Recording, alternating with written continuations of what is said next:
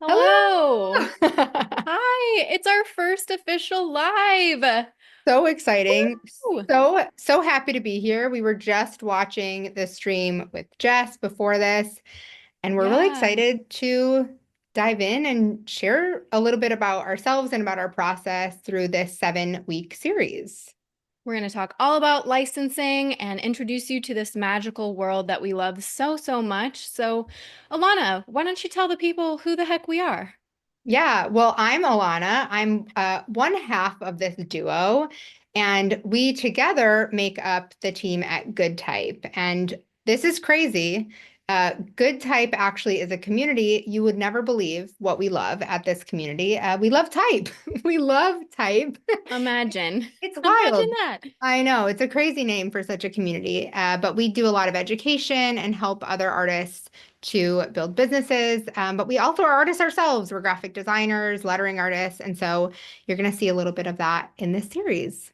And if you want to learn more about us, you can head over to our Instagram, which is just at GoodType, or go visit our website, which is goodtype.us. And Great. without further ado, shall we talk about licensing? Let's do it. Let's talk about it. Where do we even start? Also, I feel like we maybe skipped this, but it's on the screen anyway. The other half is Katie. And That's me. yeah, it's okay if you mix us up. It's fine. There's no quiz. And there may be a special appearance by a dog. We'll find out. Time will Yeah, tell. it's more than likely. And yeah, by the way, I'm here in Austin, Texas, and Yep. Alana is in Rochester, New York, Yeah. upstate New York. I hear that's real upstate, not fake upstate. Yeah, Uh, exactly. Exactly. okay, Awesome. all Let's right. do it. So, Alana, hey, what's art licensing? Why are we here today? Art licensing is so cool. I'm so glad you asked that, Katie, because I Oh, bet a yeah. lot of people have never heard of it. But we like to describe it as basically renting your artwork to companies who can then put it on pretty much any product that has a surface for artwork on it. And you rent your artwork and then you get paid for having your artwork on their products. And Mm. so this is our favorite passive income stream, and it's what brought us together actually.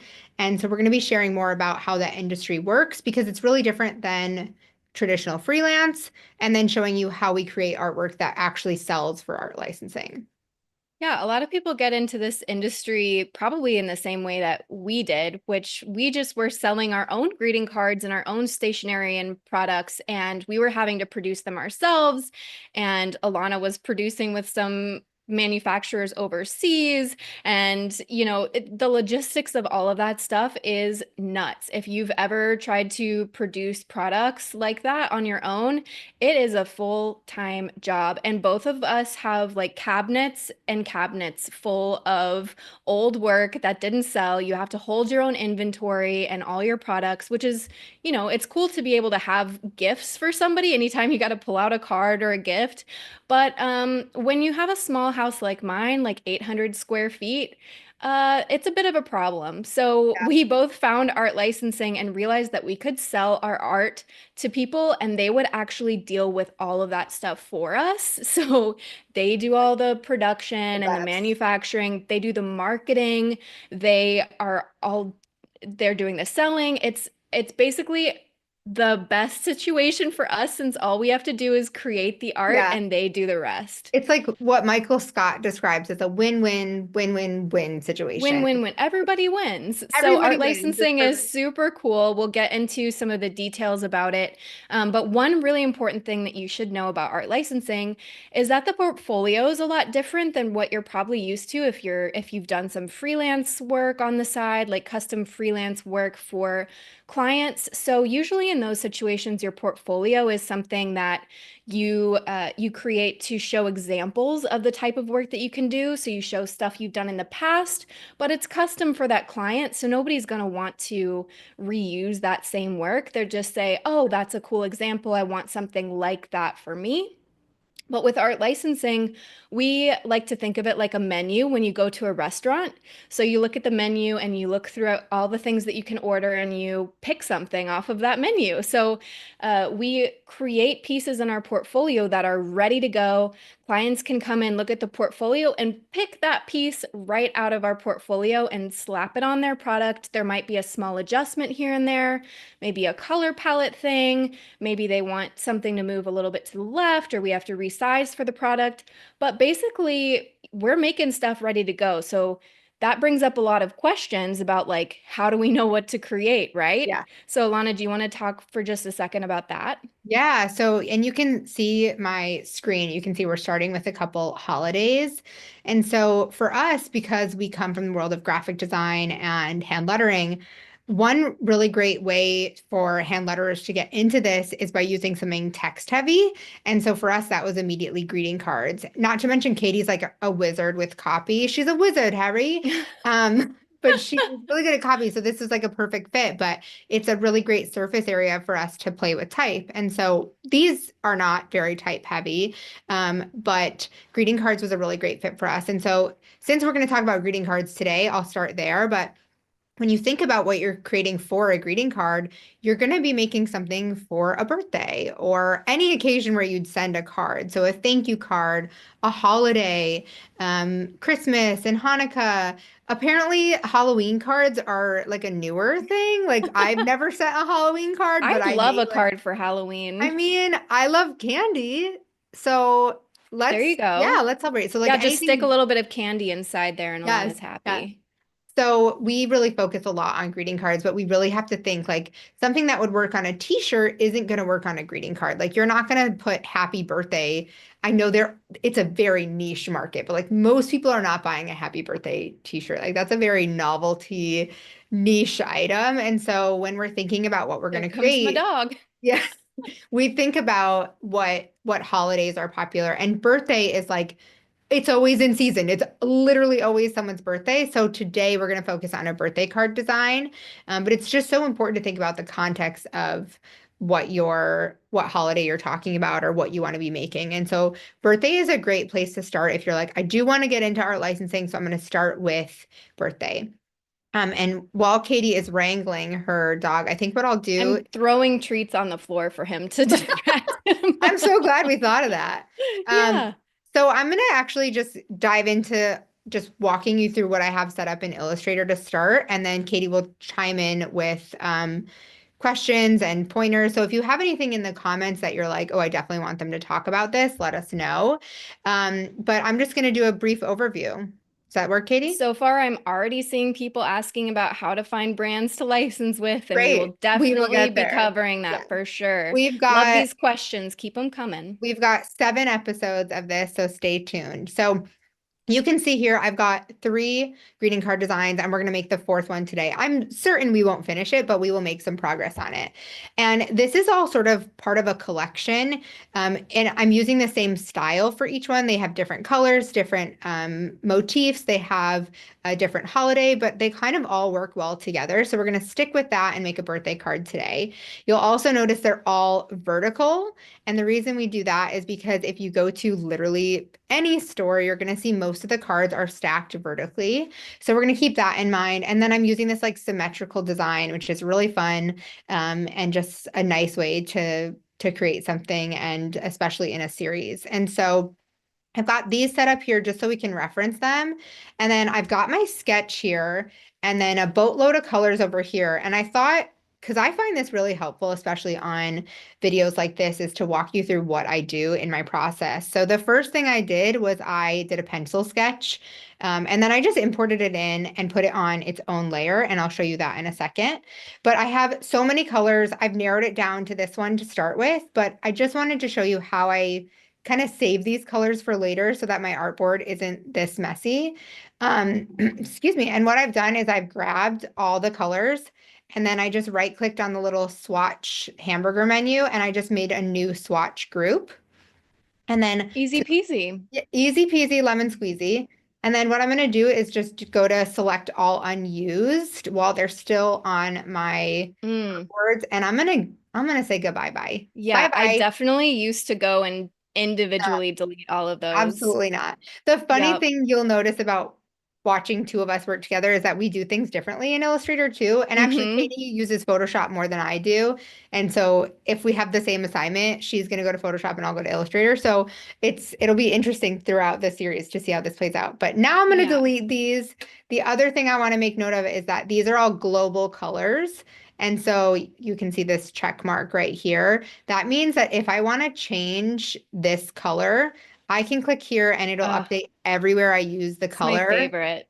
It's so good, especially because sometimes clients will love your design, but they're like, this colorway doesn't really sell well for us. Can you change it? And you're like manually selecting all, and then you like have different effects or you have different shades. So if you just keep them global, it's so easy. You don't have to worry about unlocking layers or anything. We need a shirt that says just keep them global. Unlock your layers, I feel like Yeah. would be Yeah. sillier. They're the most niche t-shirts of all time. Yeah. Okay. So the next thing I'm just going to show you is that I have this on its own layer. So all I did was I placed the pencil sketch in, and then this really cool trick, which I'm really hoping I've remembered it right because I thought about it before we jumped on. And I'm like, you do these things so often that you I know forget you how to forget. explain them. Yeah. So You do your claw um, hand, you're like, it's like this. it's Mm, this key mm. command. Yeah. It's So like I'm gonna grab that layer. So if you click right here in this little circle, meatball. They always call it meatballs on I love that. tutorials. Yeah. I love Meatball that. it. Okay, click on the meatball and then it selects everything on the layer. I only have one thing selected, but then I'm going to go into my transparency panel, which I'm pretty sure is just window transparency. Um, and I'm going to change it to multiply. And that way, I should be able to still actually wait. Nope, Wait, are you gonna have your sketch on top? no, I did it backwards. You're Oh. right. I'm going to do that on the next layer where I'm going to have my illustrations. I'm going to make sure it's set to multiply so that the whole layer gets set to multiply. Oh, And so interesting.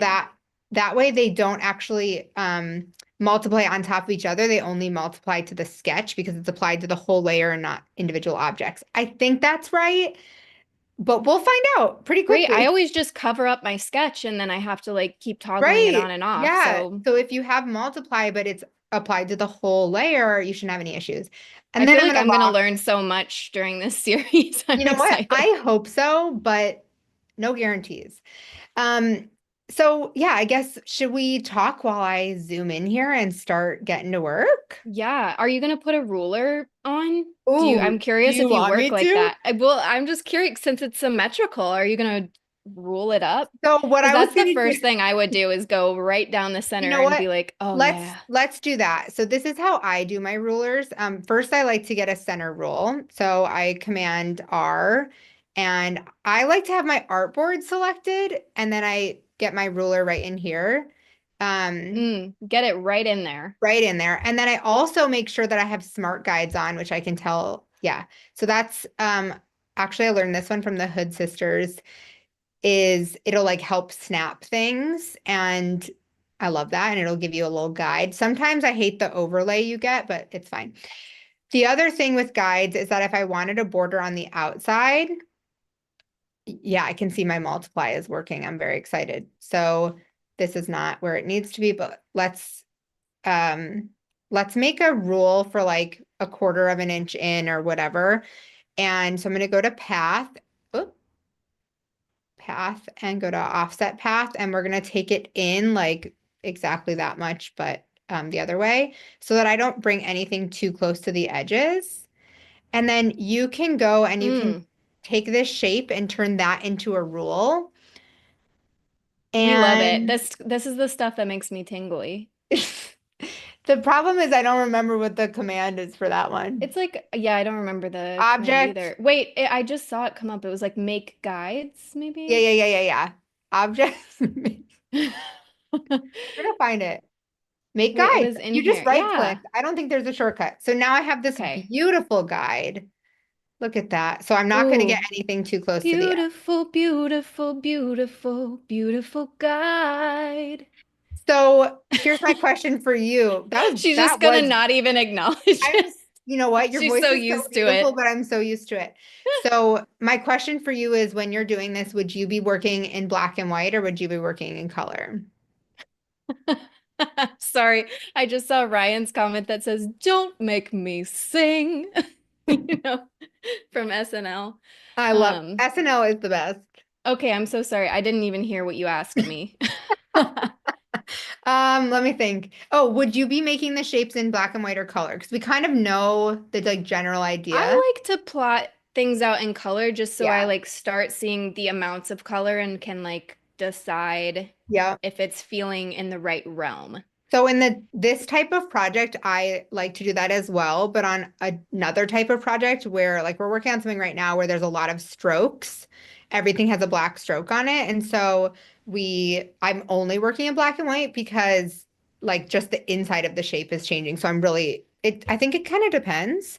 But for this one, I am going to start right away in color. And also, uh, let's just for a second talk about the pencil sketch. It is a rough, It's not it's that it's rough. not that rough, It's but pretty like I good. I actually cleaned up this pencil sketch, but it's literally just a skeleton. And so if you're like, oh, my sketches are no good, it literally doesn't matter. We're Yeah. just using it as like a placement holder. I mean, I can already tell this area is too tight. We're going to change some things. I don't know if this floating candle makes sense. It doesn't matter. Okay, so It's kind of spooky. It kind of it feels is. like if you have a Halloween birthday.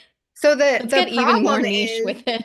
the problem is that we don't know what age this is for. Like we want this to be sellable to a lot of people because this is mass market we're talking about. So Yeah. we want to make sure that the birthday card would work for a ton of different people from a 4-year-old to a 64-year-old. And so that's what I thought about during the color palette. We want it to work for any gender. We want it to work for like a wide range of people because we want it to be sold in a store like Target. And Sometimes that doesn't have to be the case though. yes, Just to put a caveat on that, like for this particular one, that's our goal, wide ranging, but right. sometimes you can have a brief from a client or just create something ahead of time that you want to be like for a teen birthday or, I got a brief recently that was for boomers specifically. Yeah. So, sometimes we're specifically targeting demographics, and that might happen. It's Yeah. good to have a well-rounded portfolio, but starting with generic or like more general pieces like this are really helpful. And then going into the more niche stuff is what we would recommend Yeah. generally. And so obviously, since this is symmetrical, I am not going to bother even thinking about the right-hand side. Like it's dead to me. So we're only going to think about the left-hand side. And something I do want to mention is that like this is going to be way too close to the border. So I already know I'm going to come down in scale, or maybe I'll lower the whole thing down. But I want to show, I'm going to start at the balloons because they're easy, but also because there's two different ways. There's not two. In everything I show you, there's like 100 different ways you could do it. And so I want to show you the two different ways I would try and do a zigzag. So the first thing I would do Ooh, I is know what you're gonna do. so the first one I'm going to go to, okay, well, actually, we'll do this in the appearance panel because the appearance panel is getting a lot of love lately. So we're Yeah, going to it's where it's effect. at. Party in the appearance panel. Yep. And then I always have to remember where I left it. Okay. So effects, distort and transform and go to zigzag. And you can literally, we know we Zig want this that to be zag. smooth. And then we want it to be much smaller and maybe a couple more ridge, maybe too many ridges. Got to get in between there. And wow, we're going so tiny. I don't know why this is in inches. It should be And in there's pixels. still a fill turn on if you guys are like, what is happening there? So we'll just turn that off. Yeah, oh And yeah, by yeah, yeah. we, I mean Alana, Yes, because I I'm will. just sitting here like a passenger Put it in princess. the garbage. Okay, so we've got this option. And then I want to show another option. So this is like maybe level one. And it's not level two, as in like, oh, you're better. You can do it this way. It's just whichever tool you prefer. So I'm gonna draw using my sketch as a guide. I'm not even gonna draw like Bezier curves. I'm gonna draw like a random zigzag just using the pen tool. I'm not holding shift. I'm just like pointing, clicking and dragging. And Hmm. then I'm gonna go in and I'm gonna apply the same. Nope, not Oh, that. Not that one. that was That's interesting though. Yeah, it was. We could It- come up with some ideas of how to use that. We could. So what I'm going to do now is I'm going to use the rounded corners. And so I have to remember where you can find here it is. You can actually do relative corners or you can do absolute corners. And so relative tends to, I feel like, look a little more organic.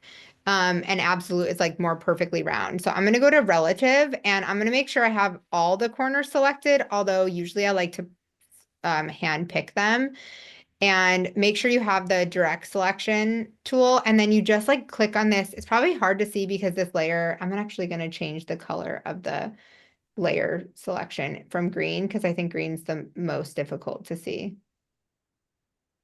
You know what? I've never changed those in my whole life. Look at all the options. I'm just like my fate is sealed. It chose for me. I'm gonna go magenta, which could be worse, but we'll No, find it's out. good. You can see Okay, it. so I'm just dragging it and I can drag it to the extreme, which is here, or I can like play with it.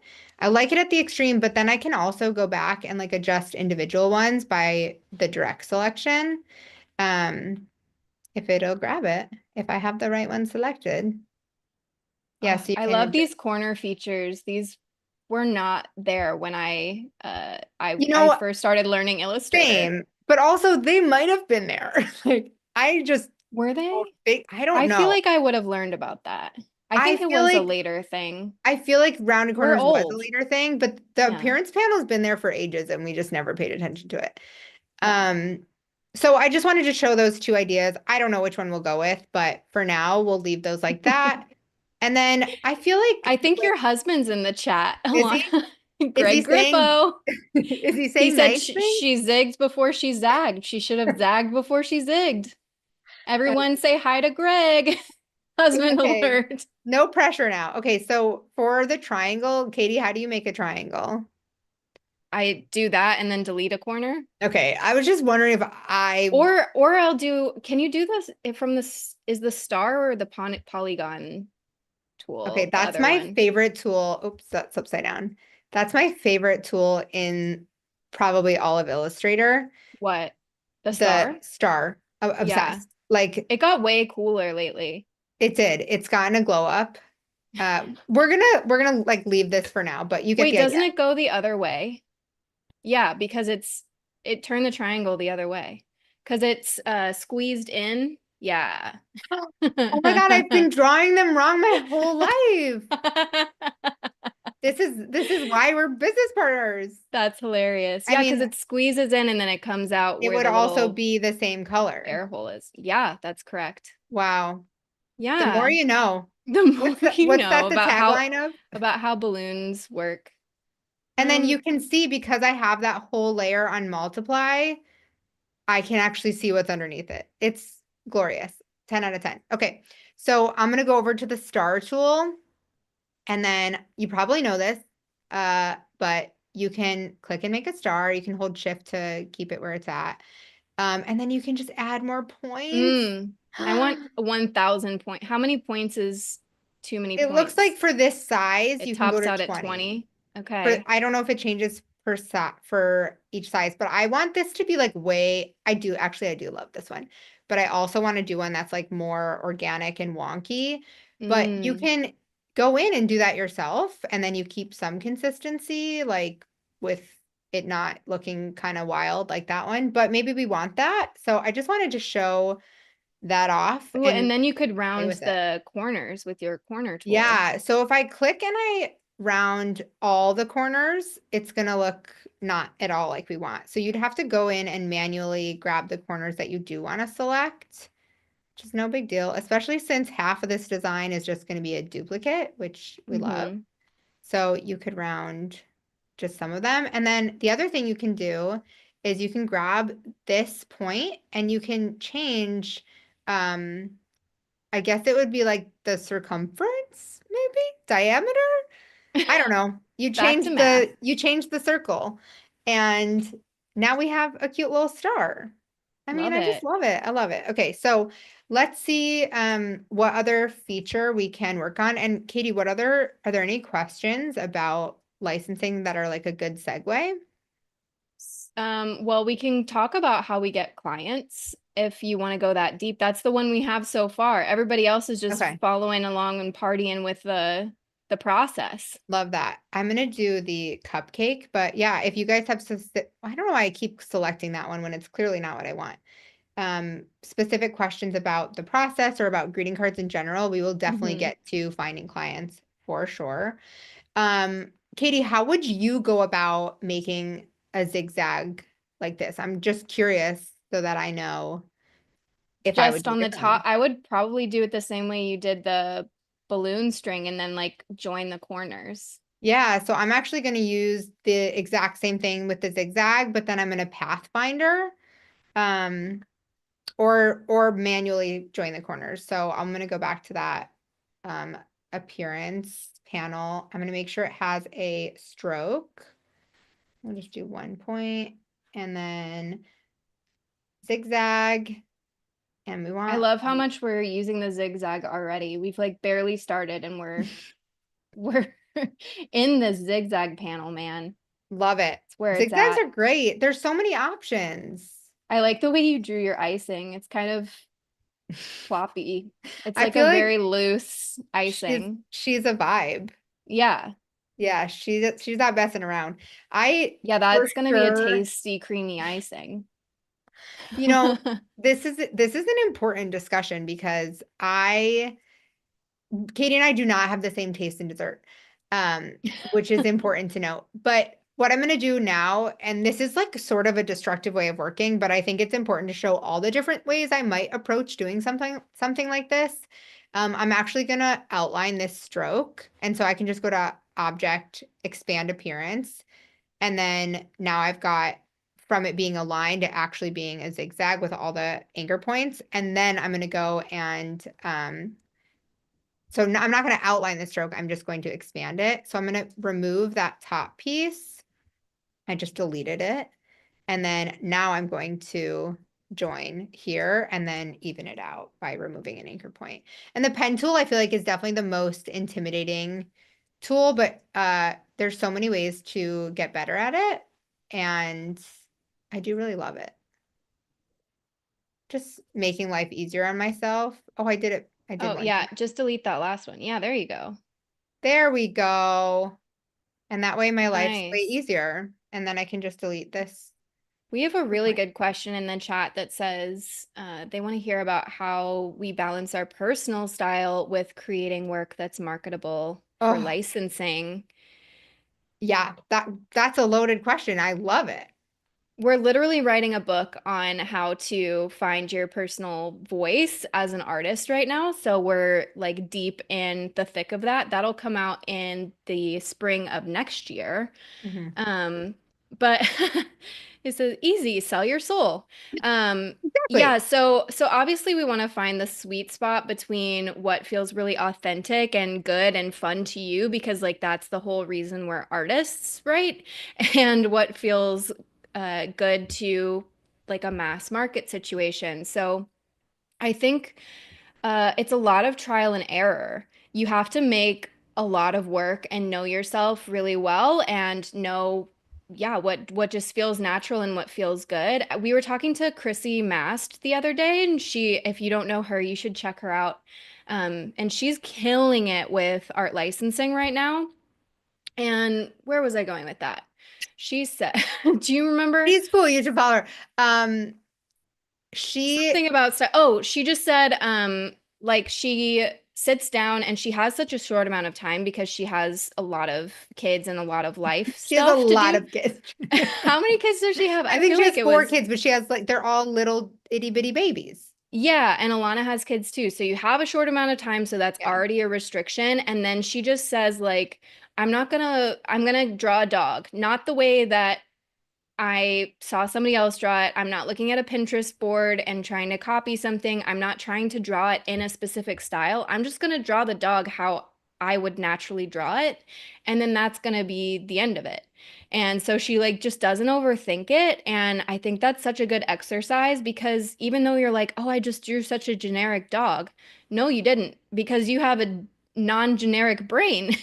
You Yeah. drew a dog in the only way that your brain would think to draw a dog specifically, like the way that you use your pencil, the specific tool that you choose, the character that it has, the way that you imagine a dog might not be anatomically correct, and that's kind of the fun and quirky part. So I think starting there to define your style is a really good place, and then thinking about the context of your art when you're creating art for licensing is how you put the other piece together with it.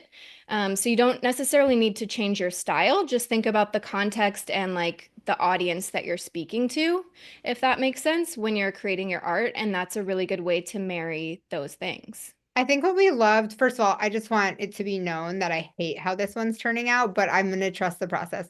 Um, I think what we loved about what Chrissy said was that it's just like not that deep, but also the audience eats last. And so basically, like, make the work that you want to make and listen to feedback and see what people think, but make sure you're always making something that feels good to you, and you can take cues from what you're seeing. Like, if you see that flamingos are like having a moment, do your own spin on flamingos.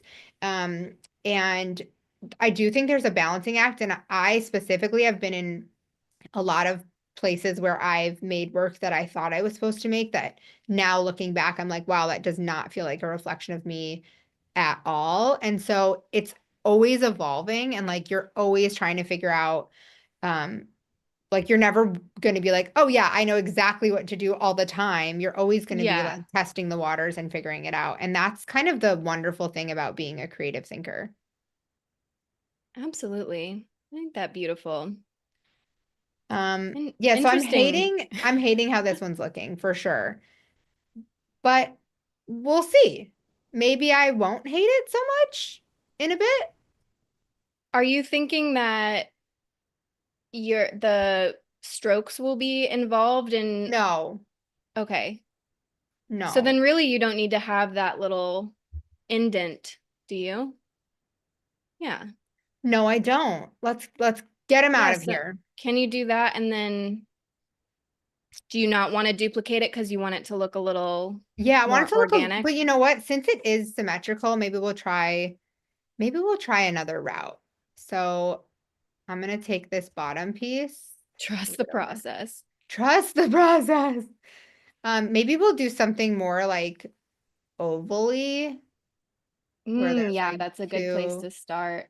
Because it and kind then of, it's always gonna like burst over the sides a little bit. Let's talk yeah. about cupcake anatomy. And Yeah. maybe there's like a little dollop on top too.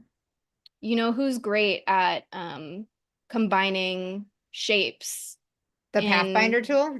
yeah, and using all Pathfinder tool is Ericus Oh, Chisonus. Is that how you yeah. say it?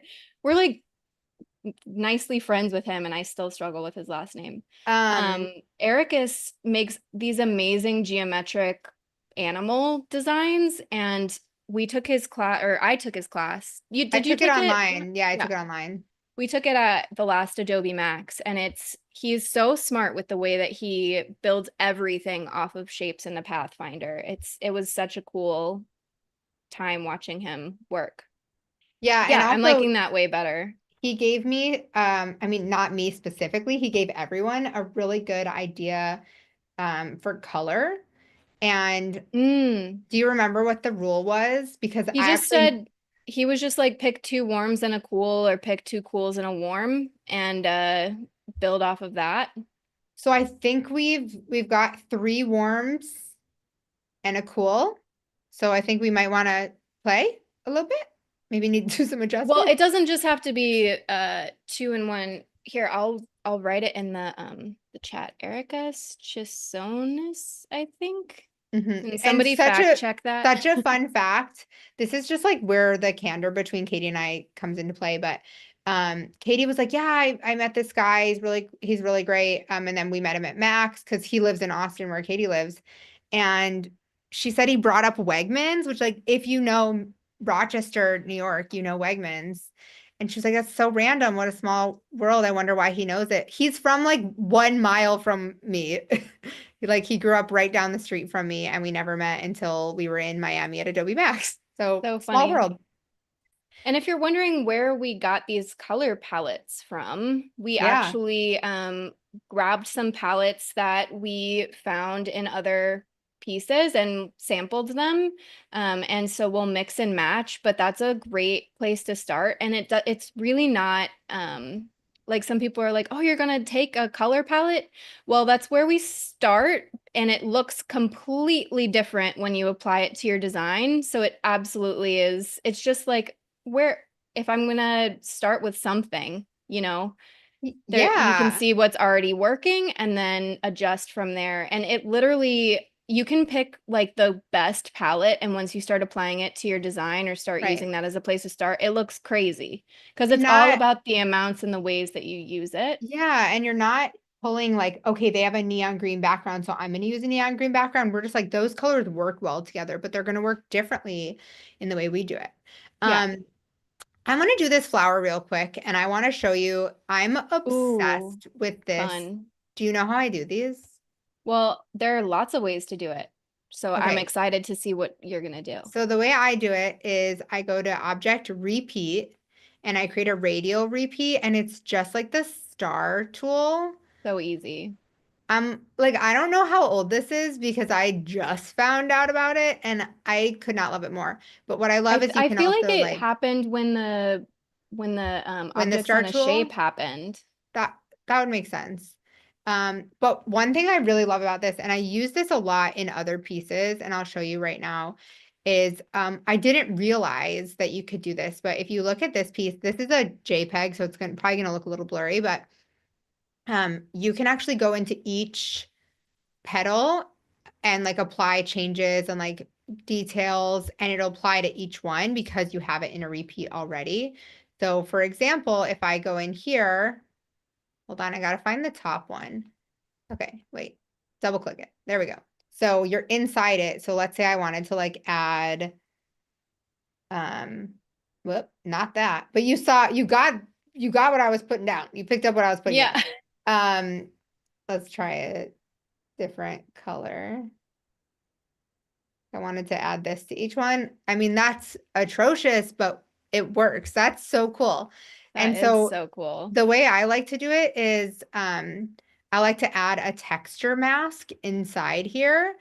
And I'm not going to show it on this one because we're just like not ready to do that yet. But I could add like a gradient texture, or I could add a gradient, or I could add like just some like halftone, and it'll apply to all of them. Whereas in the past, I would have to manually like copy each one and then rotate it the exact same, the right degree. Yeah.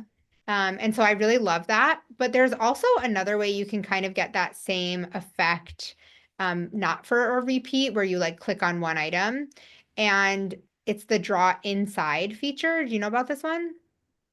I've heard of it, but I don't use it.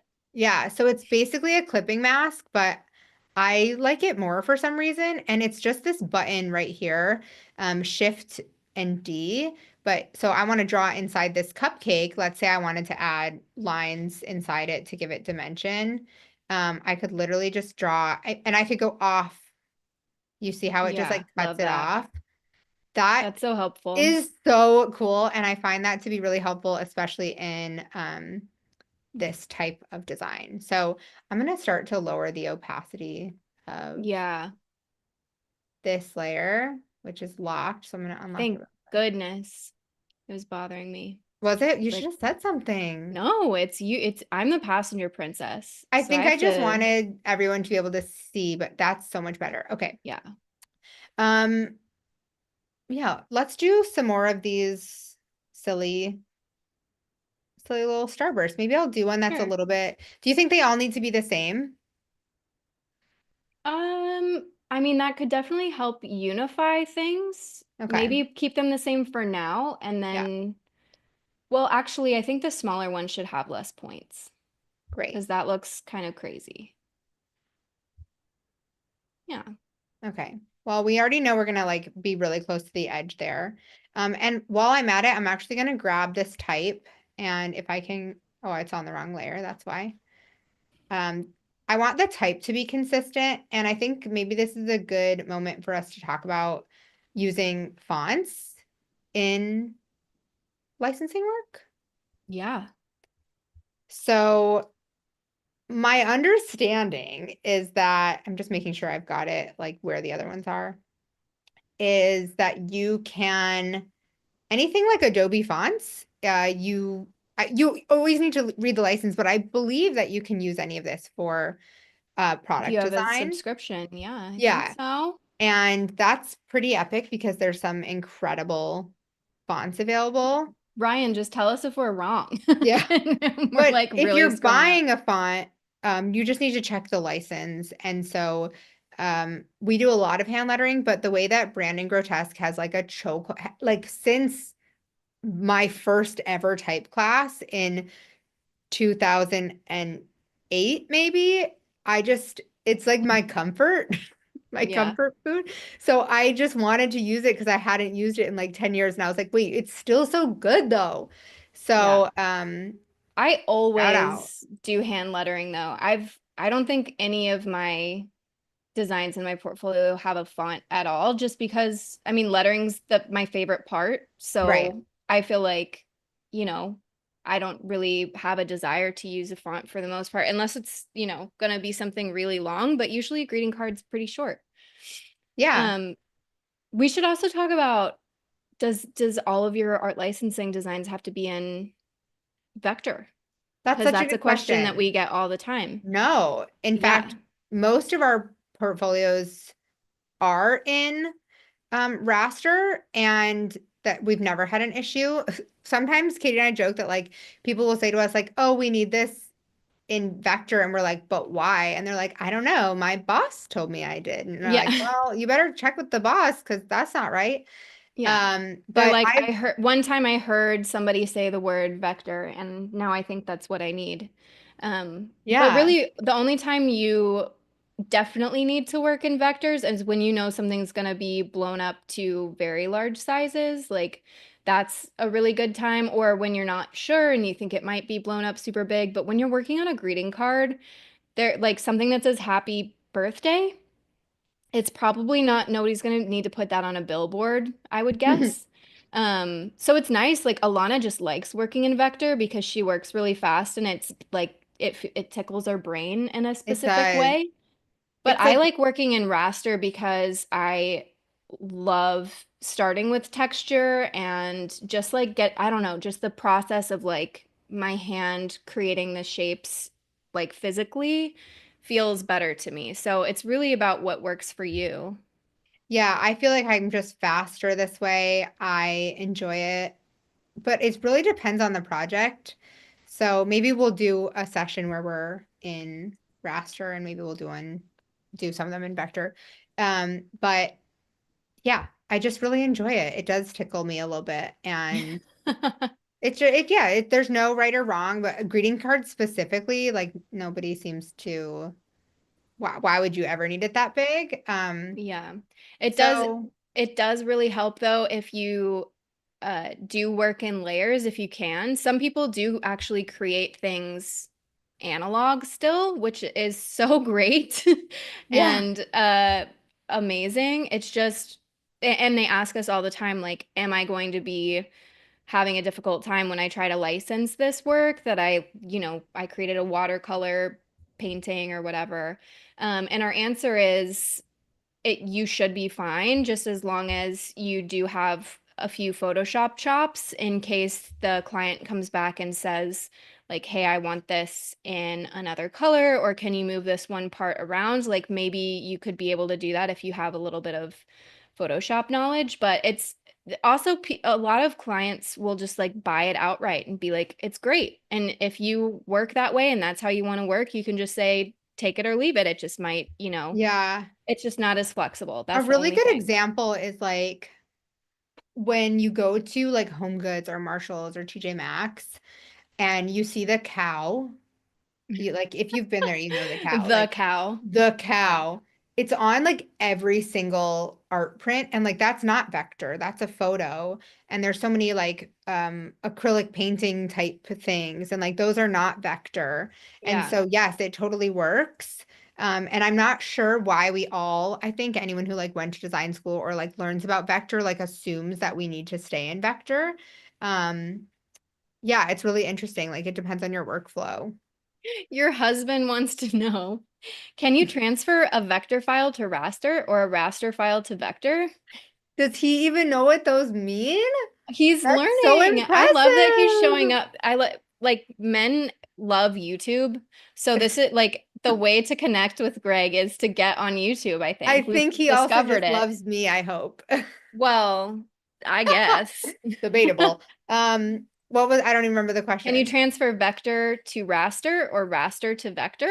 So you wouldn't want to transfer ras vector to raster. That would be like scaling something down, right? Yeah, but you might have a shape that you want to move to Photoshop and like add Yes. texture and stuff. So you could Yes, you can do that. you could do that. Yep. Um, but yeah, normally you would move raster to vector, in which case there are a couple of options. Yeah, we can talk about those really quick. There's a live trace Yeah. option So and actually, a let's do a pen tool live trace. option.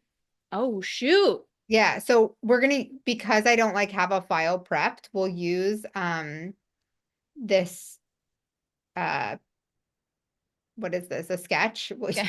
What is this? What is this? Um I'm just gonna make a new artboard and put this sketch onto a new artboard and we can just see. Greg is so pumped learning how vectors. Okay, Oh, so we're gonna make sure that the um transparency is not at this. So we got to I'm put it on gonna, a new layer. Okay.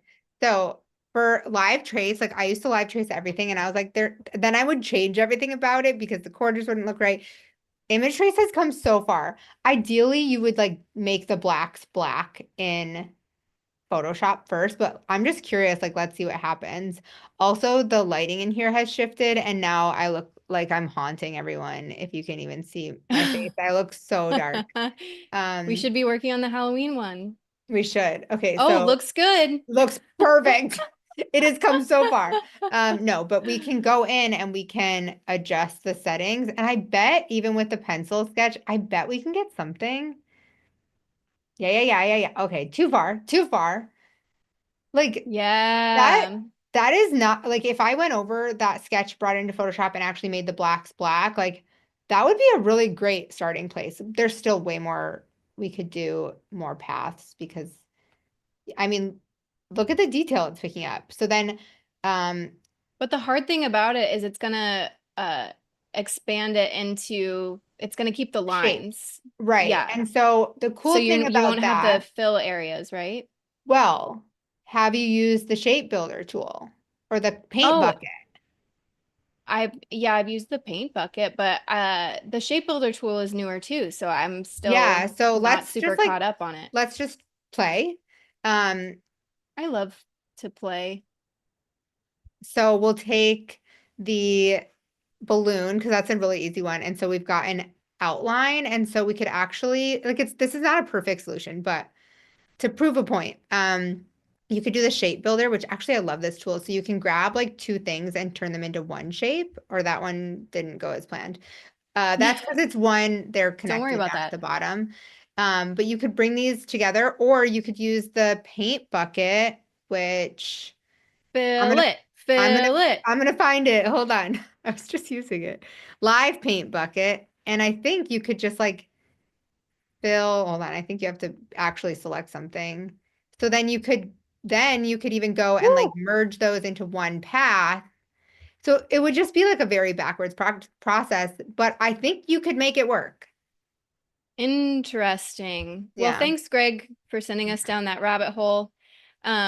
We have in the chat, somebody said that they usually explain to people that Mhm. it's like pixels. They say Yeah. pixels instead of raster, Yeah. because not people outside of the design world don't really know what raster is. Right. Yeah. They're like, okay, cool. Yeah, so that's a good point. If we want to Yeah. communicate with people outside of our industry. So just think Ugh. of Minecraft. I can Why, pretty much always why are bring we it thinking of back Minecraft? because it's like all pixels. Katie, you Oh. need to watch it. I don't- I don't really You have don't a feel like you burning need to. desire, although Yeah. I do really love Jack Black. And I did He- listen to that so- episode of yeah. Amy Poehler's Yeah. podcast, Good Hang, that had Jack Black, and he's a true delight. He is wonderful. And yeah, he's great. Yeah, next I week we're just gonna be playing Minecraft, so tune in, I've everybody. for for a little bit of context, I've never played, but I do have a 7-year-old, and it's pretty much all 7-year-olds talk about, besides Dogman, which is another book. Another book. Minecraft's got books, but it's not a book. And I can tell that I'm on the wrong layer, so I'm just gonna switch this back. I can tell that I'm on the wrong layer here because I can't see through this. And so I know that I'm not on the multiply layer. There we go. I love this And were you just layer using hack. the draw in a shape thing, or did you That's do what a I was clipping doing. mask? Yeah. So what's so Okay, cool about cool. the draw inside is that like I can still, whoops, if I grab the right thing, it's helpful, but I can like still move this and it's non-destructive. And actually I should probably like explain what destructive and non-destructive mean. Um, like destructive would mean that you can't easily like go back and edit it. And so if it's live text or if it's like outline, so I'll just show you what outline text would look like. So this I can just retype and don't have a happy day. But then if I create outlines from it, now I can no longer um, edit this as live text. It's just turned into a shape. Um, and so it's so much better if you're working non-destructively. But at some point in a lot of designs, you're going to end up working destructively. Maybe it's when you're ready to send the final over. Or maybe it's like we're doing something right now where we want to round the only specific corners, but they need to be shapes and not strokes. And so there's just like a time and a place for it, but I think the longer you can postpone destructive working, the better. It's not, you're not going to like combust your computer or something. It's just a smarter way of Love. working. And sometimes I'll even just keep like the non-destructive layer as like a locked layer and then continue working on a new layer so that I can keep going. Okay, Yeah. Alana and I were talking about this before the stream about how we do reflections or symmetrical designs. Does anybody have a good trick to do this in Illustrator? Because I think we decided that as far as we know, we just will make it and then flip it. And then if we change something, there's no like work in Yeah. symmetry So kind of feature, which Photoshop, we you would can totally love. do it. Yeah, Photoshop, you can literally mirror and draw symmetrically, and it's so simple. But what we do is literally grab everything, flip it, and then And reverse it. reverse it. It's your flippin' nipple blam blam shablam. I don't know what the words are, I but love that we both immediately were like, and then we reverse it. that's how you know we're millennials. Is it, or is it just because we're in each other's heads? Like we could Then flip finish it each and other's reverse it. sandwiches. Sandwiches. I'm very red. I'm just really getting I worked look like I'm up. sitting in a tanning bed right now Oh, based on my great. lighting. Well, we just have a few minutes left. So if you Great. have any burning questions before we wrap up today's session, and we are going to be doing 6 more just like this, or 7 more, 6 more. I think it's a total of 7. Mhm. Um, well, Yeah, not what else just do you want like us to this, cover? where, yeah, tell us what you want us to cover. We're going to delve more into the world of art licensing. We're planning on looking into um, other things that you can create for art licensing, like patterns is really big. A lot of times art licensing is called surface pattern design because patterns are so important and popular and go on so many things. So we'll definitely look into that. We'll probably look at doing a raster program and just talk more about the ins and outs of the licensing industry. Ryan's saying object repeat mirror, Okay, let's try it. because this would be like This truly might change game our lives right now. changing. Object, repeat. Repeat. Okay. Now, Okay. now can Um, you make live changes? oh my goodness. Oh my goodness. Oh my gosh. Everyone better have their mind. Wait, so let's see Wait, what you happens live edit though. it. I'm like dying. I want to see it. Okay, wait. But if I want to just move this guy, Oh, oh, oh. can't believe we came on here to teach a symmetrical design and didn't know that.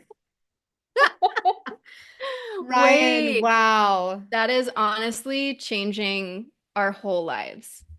Wow. All right, Okay. stream is over. That is so, oh my gosh. And you That's could do going to be fun multiple for of them. patterns too. That helps you just visualize things ahead of time. And Wow. yeah. Well, Wow, wow, thanks, wow. Ryan. Yeah, way to Yeah, show let's up for teach us. you all Illustrator and then. Yeah, I'm gonna delete it because I didn't grab everything, but Wow. yeah, I don't need, Okay. I think I need to release it somehow, but Well, that being said, I think it's time to wrap it up. I hope you enjoyed our what's it called? Art licensing lab. I don't know, I hope something you like liked that. it. We had a lot of fun. I hope you'll join us for the other sessions. We'll be on at the same time every Tuesday. So thanks for joining us, and we hope you learned something and go create a greeting card or something today. That'd Yeah, be fun. love that. All right, thank you so much. Go see us on GoodType Instagram at GoodType or goodtype.us. Bye. Bye.